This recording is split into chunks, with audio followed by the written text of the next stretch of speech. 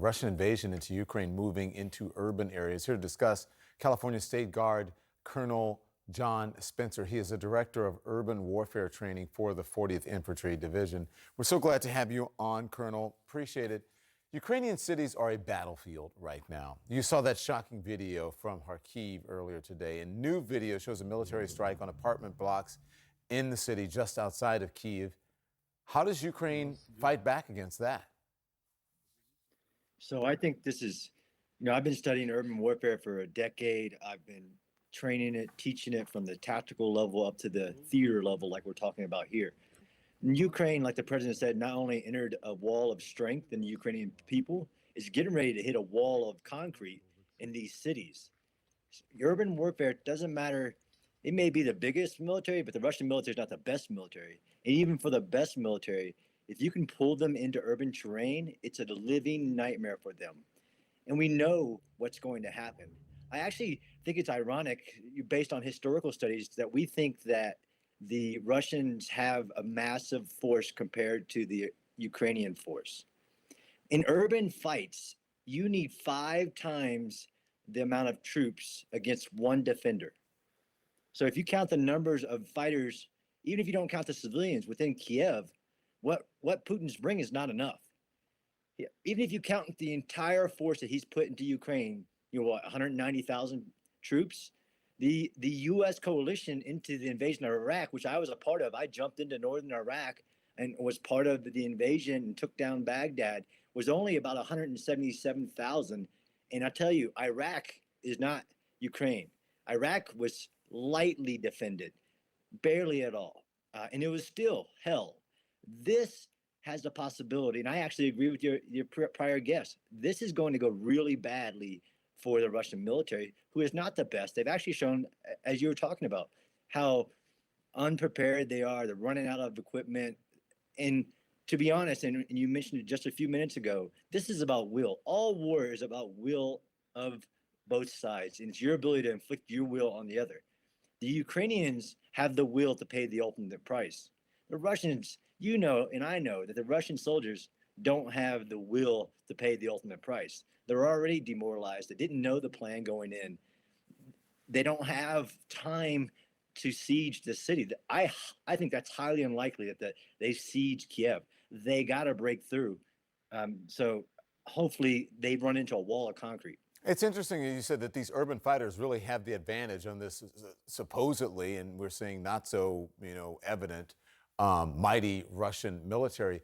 It is also shocking that someone like Vladimir Putin underestimated the people of Ukraine, even people who have no military training, the citizens of Ukraine who are saying, there's no way we're going to allow you to do that. How much does determination play into this?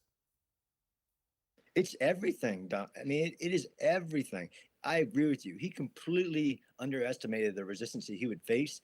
Maybe he was listening to generals that don't have any experience in urban warfare, since every one of these battles is urban. And this is all about the strategic objective. If they don't take Kiev, they can't win. And if Ukrainians can keep them from keeping Kiev, as long as they don't lose, they're winning. But that will and that determination has everything. I mean, think about the numbers that the Ukrainians have. Even if all they have is a Molotov cocktail, how many are left in Kiev? 1 million? 2 million? There's no way, in my personal opinion, as an expert in urban warfare, that the Russians can take this without paying a huge price. So the question is, how much of a price is he willing to pay? Let's talk about, even with that, I want to talk about this convoy heading towards Kyiv. Senior defense officials say that Russian convoy heading there has stalled, that Russian forces are facing fuel and food shortages and probably some morale issues as well, because they didn't think that they would be facing such challenges. You think this is giving the Ukrainians a critical window to exploit? Talk to me about that, Colonel.